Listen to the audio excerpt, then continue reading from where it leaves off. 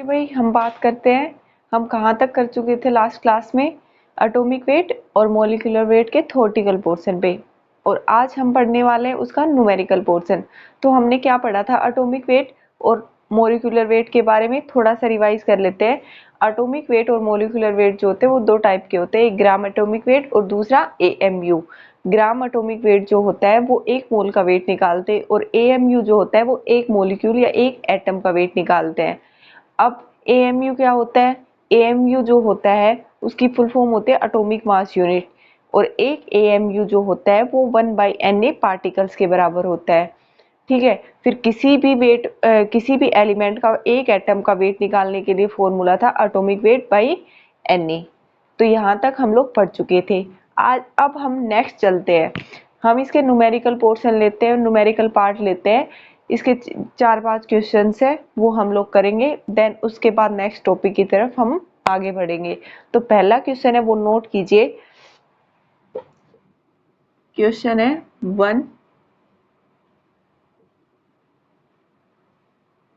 1 molecule of a compound, 1 molecule of a compound contain 1 molecule of a compound contain 12 carbon atom, 12 carbon atoms, 9 hydrogen atoms,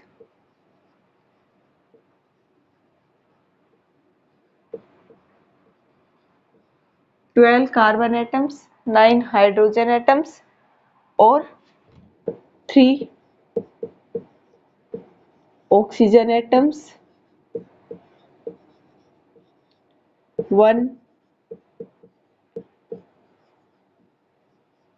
nitrogen atom and 10 raised to power 22 gram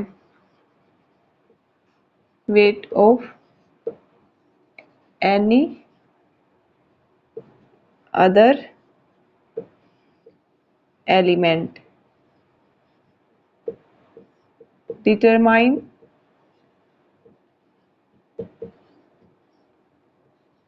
the molecular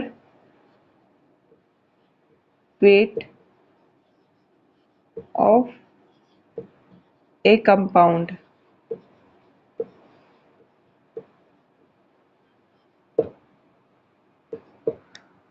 भाई कोई भी एक compound है जिसमें 12 carbon atoms है, 9 hydrogen atoms है, 3 oxygen atoms है, 1 nitrogen atoms है, और उनके साथ एक एलिमेंट है जिसका वेट दिया है 10⁻⁻22 ग्राम।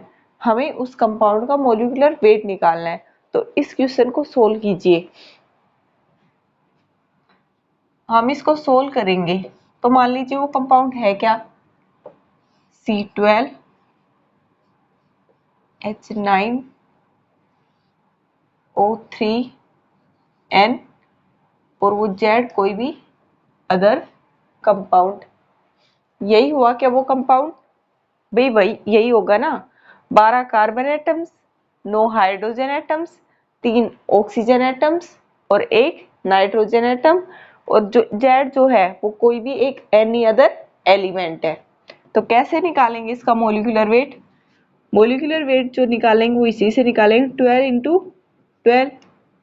कार्बन का एटॉमिक वेट 12, 12 वो एलिमेंट हमें दे रखा है, 12 into 12 plus 9 into 1 plus 16 into 3 plus 14 into 1 plus Z कितना दे रखा है 10⁻⁻22 ग्राम। अब जो कार्बन का एटॉमिक मास जो होता है 12, वो किस में होता है, ग्राम या एएमयू में। हमने लास्ट क्लास में पढ़ा था कि जो एटॉमिक मास जो होता है वो AMU में होता है, लेकिन अगर हम मोल निकालते हैं वहां पे जो एटॉमिक मास होता है वो ग्राम में होता है, क्योंकि जो वेट जो दे रखा होगा वो वेट इन ग्राम में है। और अगर उसका एटॉमिक मास हम लोग AMU में करते हैं तो यूनिट चेंज हो जाती है और आंसर गलत आता है कई बच्चों का। तो हमेशा वहां पे ग्राम होगा, और यहाँ पे अगर एटॉमिक मास पूछते हैं तो AMU में होगा। तो ये कार्बन का जो है 12 ये AMU, 9 AMU, 16 AMU, नाइट्रोजन का 14 AMU। और लेकिन यहाँ गड़बड़ हो गई, यहाँ हमें कोई भी अदर एलिमेंट दे रखा है, ये ग्राम में दे रखा है। तो ये ग्राम में जो दे रखा है इसकी वजह से जो हमारा आंसर है वो गलत हो सकता है। या तो ये जितना भी कंपाउंड है यहाँ तक इसको AMU में है, ये ग्राम में है। मैं लिख देती हूँ यहाँ पे, या तो इस कंपाउंड को आप ग्राम में चेंज करो, और जो अगर ग्राम में दे रखा है तो इस कंपाउंड को AMU में चेंज करो, तभी हमारा आंसर सही आएगा ना। तो हम क्या करेंगे, इन सबको कैलकुलेट करेंगे। सबसे पहले इसको कैलकुलेट करते तो हमारा कितना आता है 215 प्लस 10⁻⁻22 ग्राम का मतलब है, ग्राम अगर दे रखा है तो किससे होगा, Na से मल्टीप्लाई कर देंगे। जब हम Na से मल्टीप्लाई करेंगे तो इसको सोल्व करने के बाद आएगा हमारे पास 215 प्लस 60 और ऐड कर देंगे इसमें, तो हमारा आंसर आ गया 275 AMU। आ गया भाई समझ में। भाई कोई भी एक कंपाउंड है, ठीक है, जिसमें 12 कार्बन एटम्स है, 9 हाइड्रोजन एटम है, 3 ऑक्सीजन एटम्स है, 1 नाइट्रोजन एटम है, और कोई भी एक एनी अदर एलिमेंट हमें दे रखा है। तो कार्बन का जो एटॉमिक मास है होता है वो 12, हाइड्रोजन का 1, ऑक्सीजन का 16, नाइट्रोजन का 14, और कोई भी अदर एलिमेंट का हमें वेट दे रखा है। अब हमें इसका मोलिकुलर वेट निकालना है, तो मोलिकुलर वेट निकालने का फॉर्मूला ये है। लेकिन कोई भी एलिमेंट जो दे रखा है वो हमें ग्राम में दे रखा है, और दूसरा जो एलिमेंट है वो हमें अगर AMU में दे रखा है तो या तो उसको ग्राम में चेंज करेंगे या फिर AMU में चेंज करेंगे। जैसे भाई कोई भी क्वेश्चन आ गया पेपर के अंदर, तो उसके अंदर ऑप्शन जो दे रखे, A ऑप्शन दे दिया हमें 100 ग्राम, B ऑप्शन दे दिया हमें 100 AMU, तो हम क्या करेंगे, हमेशा AMU को प्रीफर करेंगे। वैसे तो दोनों ही आंसर सही है, लेकिन अगर हमसे A पूछता है, ऑप्शन में हमें ये नहीं दिया कि A और B दोनों सही है तो दोनों टिक करके आएंगे, लेकिन अगर एक का बताना है तो हमेशा AMU को प्रीफरेंस देंगे। वो हमेशा एक मॉलिक्यूल का वेट होता है, और ग्राम जो होता है वो एक मोल का होता है, तो हमेशा प्रीफरेंस AMU को देनी है। अब नेक्स्ट क्वेश्चन कीजिए, पहले इस क्वेश्चन को नोट कीजिए, उसके बाद नेक्स्ट पे हम लोग चलते हैं।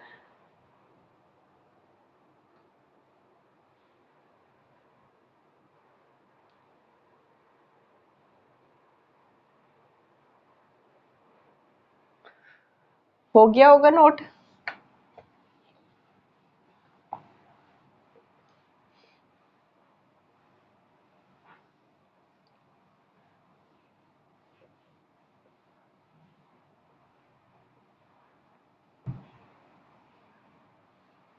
क्वेश्चन है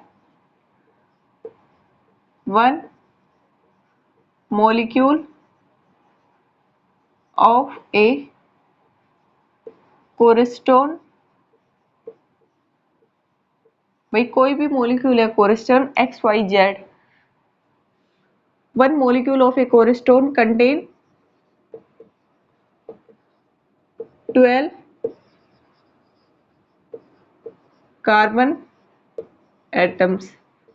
कोई भी मॉलिक्यूल है XYZ cornerstone जिसमें 12 कार्बन एटम्स है, ठीक है। If the wait percent of carbon,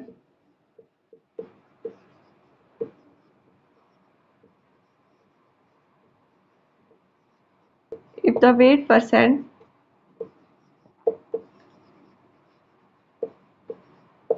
in cornerstone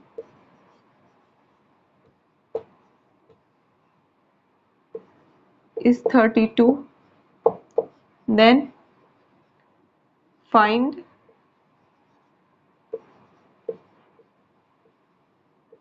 molecular wait of compound. भाई हमारा क्वेश्चन है कि कोई भी एक मॉलिक्यूल है कोरेस्टोन XYZ, जिसके अंदर क्या है, उस एलिमेंट के अंदर भाई कार्बन है। कार्बन जो है वो उसके 12 कार्बन एटम्स है। अब जो कार्बन है उसका वेट परसेंट हमें दे रखा है 32। तो हमें उस कोरेस्टोन जो कंपाउंड उसका मॉलिक्यूलर वेट निकालना है। तो सपोज कीजिए, जैसे मान लीजिए सोल्व करते हैं, कार्बन 12 एलिमेंट है, ठीक है भाई। XYZ कोरेस्टोन जो है वो कुछ भी हो सकता है जिसमें 12 कार्बन एटम्स है। अगर हम इसको 100 ग्राम मान लेते हैं तो इस कंपाउंड की कोरेस्टोन जो कंपाउंड है इसके मोल्स निकालिए। इसके मोल्स हम निकालेंगे तो weight in grams by atomic weight या molecular weight. Weight in grams हमें 100 दे रखा है और इसका m, ये किसके आ गए मोल्स, कोरेस्टोन के आ गए। अब हम मोल निकालते हैं कार्बन के।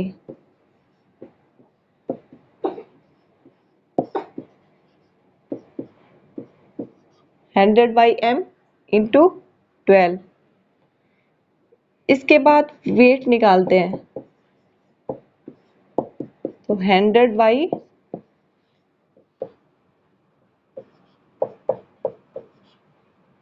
100 बाई m इंटू 12 और वेट क्या दे रखा है कार्बन का 32। तो यहाँ से सोल्व करने के बाद हम m निकाल लेंगे। m निकालेंगे तो हमारा आंसर आएगा 450। एक बार दोबारा बता देती हूँ, रिपीट कर देती हूँ कि भाई कोई भी एक मॉलिक्यूल है कोरेस्टोन जिसके अंदर 12 कार्बन एटम्स दे रखे हैं, वहां पे एक एलिमेंट है कार्बन का, ठीक है। उसका वेट परसेंट दे रखा है हमें 32। तो हमें उस कंपाउंड कोरेस्टोन का मॉलिक्यूलर वेट निकालना है। मान हमने सपोज कर दिया कोई भी कंपाउंड है कोरेस्टोन जिसके अंदर एलिमेंट है जिसके 12 कार्बन एटम्स है, उसका 100 ग्राम हमने मान लिया। हमने मोल्स निकाले, ये कोरेस्टोन कंपाउंड के मोल्स है 100 बाई m। अब हम मोल निकालते हैं कार्बन के। कार्बन के मोल्स निकाले इंटू 12 से मल्टीप्लाई हो गया। अब हम वेट निकालते हैं कार्बन का, तो 100 by m into 12 into molecular weight क्या होता है कार्बन का 12, फिर 100 बाई m इंटू 12 फिर हमें वेट दे रखा है 32। इसको सोल्व करने के बाद कैलकुलेट करने के बाद हमारा आंसर आता है 450। तो ये क्वेश्चन सबको समझ में आ गया होगा, इसको नोट कर लीजिए आप लोग आराम से। तब तक हम नेक्स्ट क्वेश्चन की तरफ बढ़ते हैं। चलिए भाई नेक्स्ट क्वेश्चन नोट कीजिए। हम लास्ट 2 क्वेश्चन कर चुके हैं, अब जो नेक्स्ट क्वेश्चन है वो भी वैसा ही है, तो इसको नोट कीजिए। Insulin is a drug. भाई इंसुलिन है कोई भी, वो एक ड्रग है containing sulphur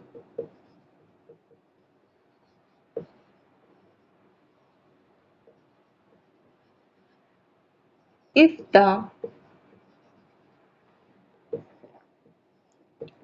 weight percent of sulfur in insulin is 3.2, then find the minimum molecular weight of insulin. भाई क्या कह रहा है क्वेश्चन कि इंसुलिन कोई भी है, वो एक ड्रग है जिसके अंदर क्या है सल्फर। अब सल्फर का जो वेट परसेंट है वो हमें दे रखे इंसुलिन के अंदर 3.2। अब हमको मोलिकुलर वेट निकालना है इंसुलिन का। तो जो हमने कार्बन वाला लास्ट क्वेश्चन किया था सेम वैसा ही क्वेश्चन है। जैसे देखिए सल्फर है, ठीक है, वो कंपाउंड हो गया इंसुलिन। XYZ कैसे भी लिख सकते हैं उसको, हमें नहीं पता कि इंसुलिन को लिखते कैसे हैं, लेकिन हमें ये पता है कि उसके अंदर सल्फर है, ठीक है। इसको मान लिया हमने 100 ग्राम। अब हम क्या निकालेंगे, मोल्स निकालेंगे इस कंपाउंड के, इंसुलिन के। तो मोल्स कैसे निकालते हैं, 100/m। भाई यही होगा ना, हमें मोलिकुलर वेट इसका नहीं निकाल सकते क्योंकि इसका जो मोलिकुलर वेट है, हमें कंपाउंड किस तरह से ड्रॉ होता है हमें ये पता होना चाहिए। हमें सिर्फ इतनी इंफॉर्मेशन है कि कोई इंसुलिन एक कंपाउंड है, उसके अंदर सल्फर है, वो हमने नोट कर लिया। अब हम नोट आगे करते हैं कि सल्फर के मोल्स निकालते हैं। सल्फर के मोल्स निकालेंगे तो 100/m इंटू 1, क्योंकि यहाँ पे ये एक एलिमेंट है। अब हम आगे बढ़ेंगे तो लिखेंगे वेट ऑफ सल्फर। सल्फर का जब हम वेट करेंगे तो 100/m इंटू 1 इंटू 32। और वेट कितना दे रखा है सल्फर का, वेट दे रखा है हमें 3.2 इक्वल टू 3.2। तो क्या आ गया m आ गया हमारे पास 1000। एग्जैक्टली सेम वही क्वेश्चन था जो लास्ट क्वेश्चन हमने रिपीट किया था। इस क्वेश्चन को नोट कीजिए। फिर हम नेक्स्ट क्वेश्चन की तरफ आगे बढ़ते हैं। अभी हम एटॉमिक वेट और मोलिकुलर वेट के क्वेश्चंस करवा रहे हैं। जो जो हमने पढ़ा था कि भाई एटॉमिक वेट जो होता है या मोलिकुलर वेट जो होता है वो दो टाइप का होता है, एक ग्राम एटॉमिक वेट और AMU। तो हम वही समझाने की कोशिश कर रहे हैं कि जो ग्राम एटॉमिक वेट है वो 1 मोल का वेट होता है और AMU जो होता है वो 1 मोलिक्यूल का वेट होता है। ठीक है, ये क्वेश्चन नोट कर लिया होगा। अब हम आगे क्वेश्चन की तरफ बढ़ते हैं।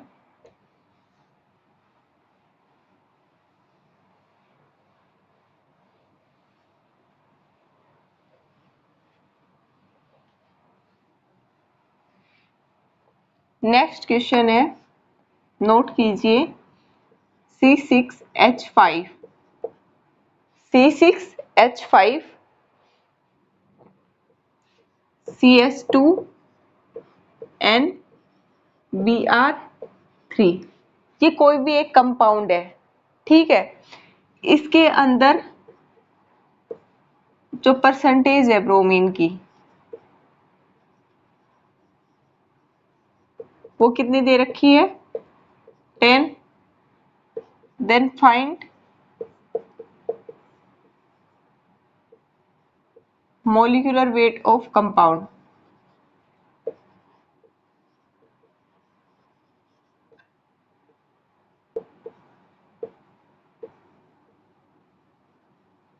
भाई ये यहाँ पे कोई भी एक कंपाउंड है, इसके अंदर हमें इंफॉर्मेशन दी है कि जो ब्रोमीन है उसका वेट परसेंटेज हमें दे रखा है 10। तो हमें मोलिकुलर वेट निकालना है, वही same as it is. Moles निकालेंगे सबसे पहले इस कंपाउंड के। मोल्स निकालने का फॉर्मूला है, हम इसको मान लेते हैं 100 ग्राम। तो 100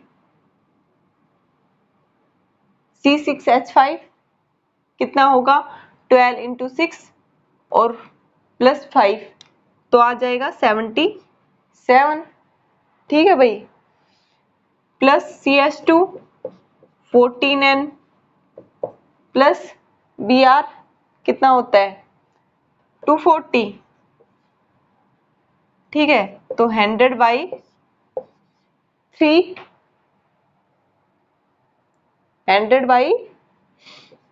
317 प्लस 14N किसके आ गए, ये इस मोल के, इस कंपाउंड के मोल्स आ गए। अब हम निकालते हैं Br के मोल्स, मोल्स ऑफ Br के मोल्स निकालेंगे तो क्या होगा, 100/317 प्लस 14N इंटू 10। ठीक है, अब वेट निकालेंगे तो वेट ऑफ Br तो 100/317 प्लस 14N इंटू 10। अब वेट कितना है Br का,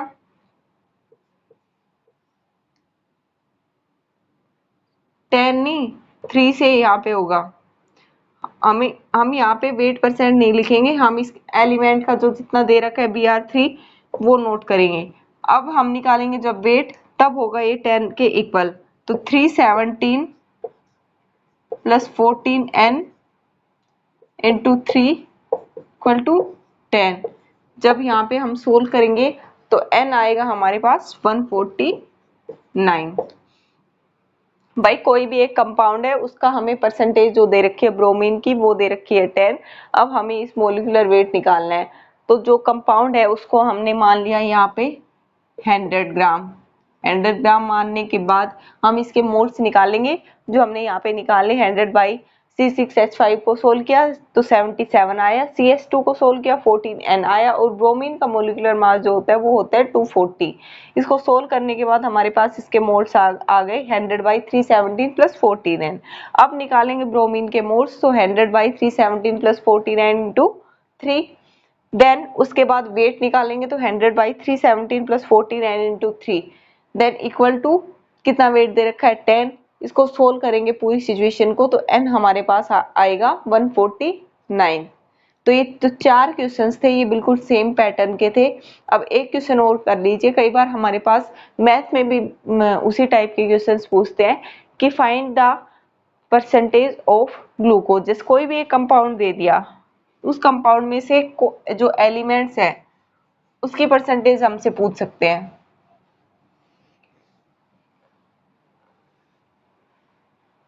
क्वेश्चन नोट कीजिए, फाइंड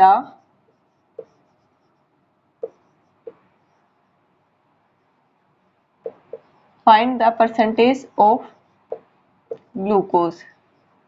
ग्लूकोज का molecular formula C6H12O6, molecular mass या मोलिकुलर वेट 180 ग्राम।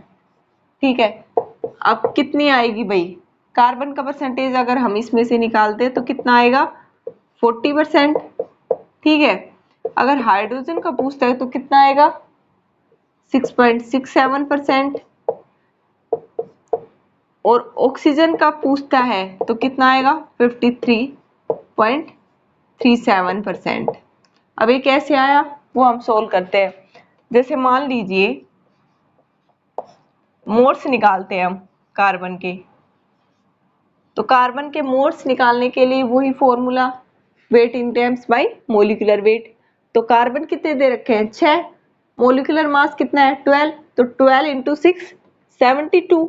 और टोटल जो किसमें से निकालने हैं भाई, कंपाउंड जो ग्लूकोज का एक कंपाउंड उसके मोलिकुलर वेट कितना है 180 इंटू 100। इसको सोल्व करेंगे हमारे पास आ गया 40%। अब हम निकालेंगे हाइड्रोजन के, तो moles of hydrogen equal to 12 दे रखा है, मोलिकुलर मास होता है 1 बाई 180 इंटू 100। इसको सोल्व किया तो हमारे पास आ गया 6.67%।